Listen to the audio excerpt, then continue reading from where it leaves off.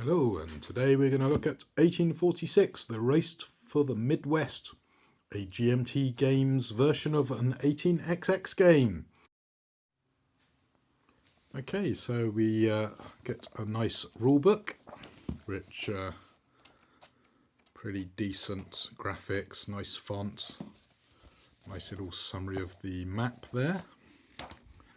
We have our sheets of tiles. Oh, that's actually quite heavy. Yeah, there's a fair few of them and it's pretty decent thickness. Oh, this map's looking nice and it's in a nice little Ziploc baggie. Lovely. Have a look at that in a bit. Oh dear.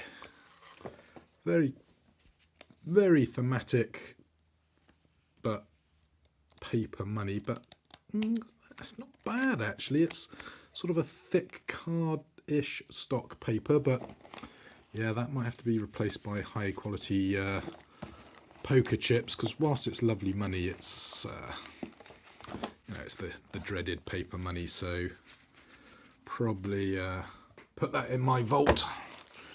Some nice little baggies, load of probably shares, I'm guessing, all that lot, and some railways, and then a totally pointless but reasonably okay insert. So corners on this probably going to have to be counter clipped because I can see them getting dinged and not looking very nice.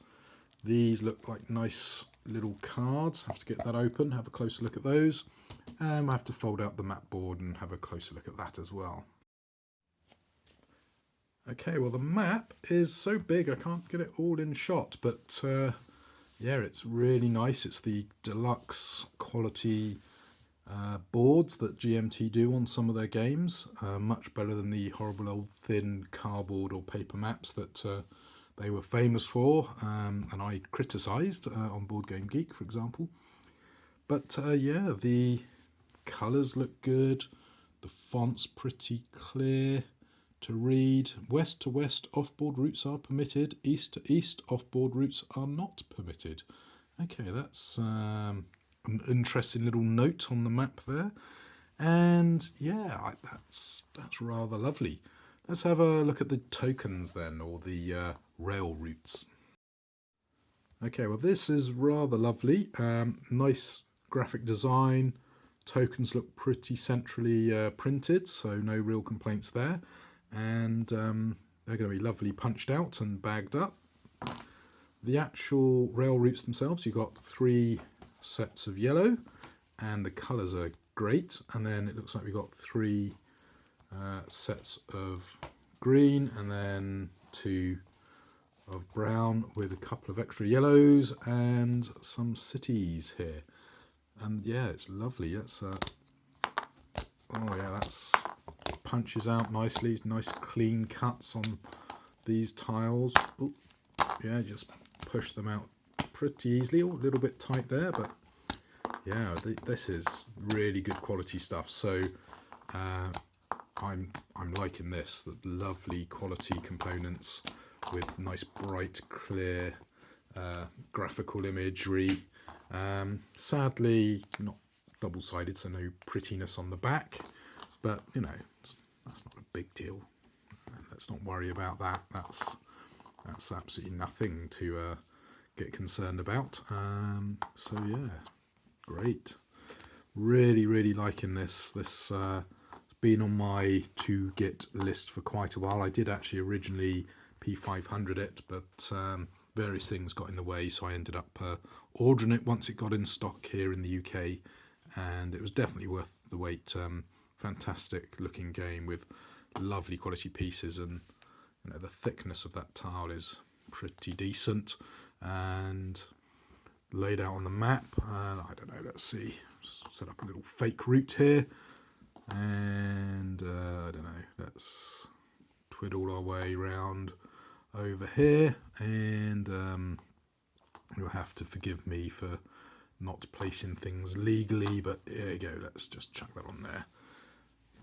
Yeah, looks great on the board, and of course you can stack your tiles on, so here you go, let's pretend that goes on there.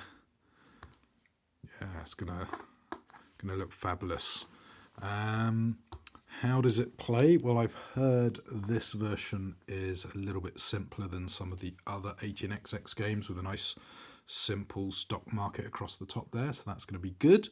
And of course with your little counters for your various railways, it's going to be fabulous. Anyway, talking of railways, oh dear, this little sealable sheet thing is actually quite robust material. Where's my scissors gone? Let's cut our way through that.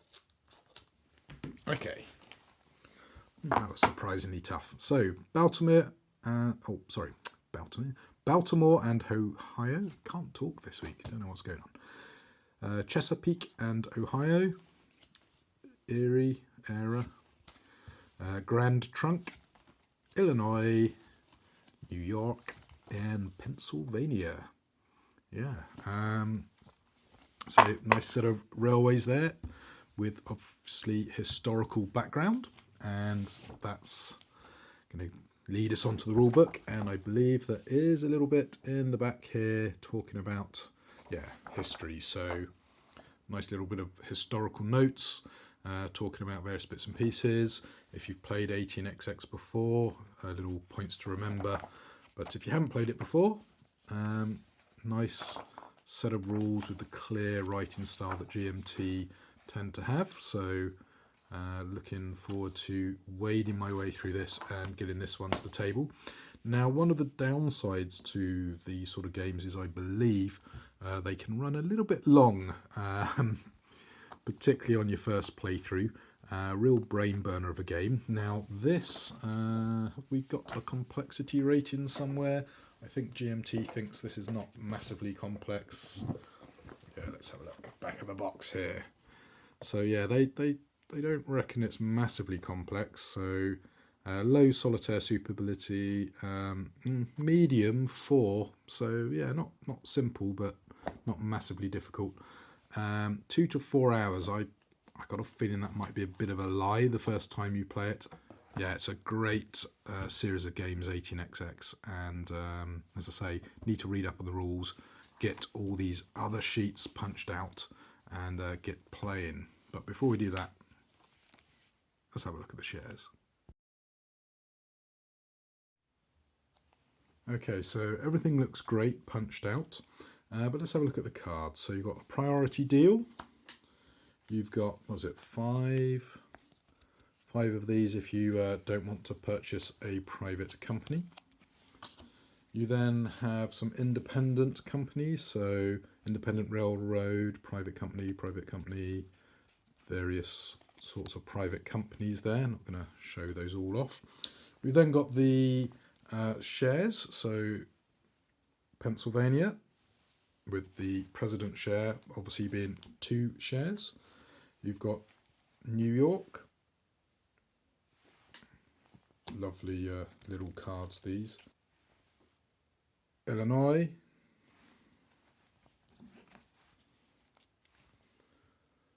Chesapeake. Era, not sure how they pronounce it over there.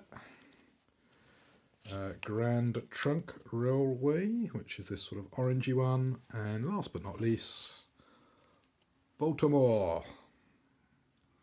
So yeah, lovely.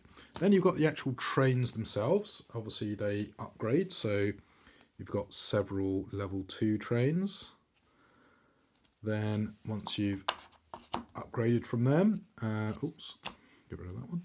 3/5, then some 4s, then some 4/6s, then some 7/8s, and of course, just to be cunning, they've hidden a load of trains on the back of the card. So your 6s, your 5s, oh there's a 6, your 5s, your 3/5s, your 4s, and then the 2s, not double-sided. So yes, some nice little options there to upgrade your trains, and when you actually look at it all en masse, it does look rather spiffing, I have to say. And these cards definitely fall in line with the rest of the quality components. Can I balance that there? Yeah, so these cards, they're pretty decent cardboard and don't need to sleeve them because they're all nice and white around the edges, but I don't know, I'm big fan of sleeving, as you're probably aware. The only slight downside is the money, whilst it is good quality money, is not brilliant. I would have preferred if they'd supplied you with poker chips, but how much would the box weigh and how much would the game cost? Anyway, there you go.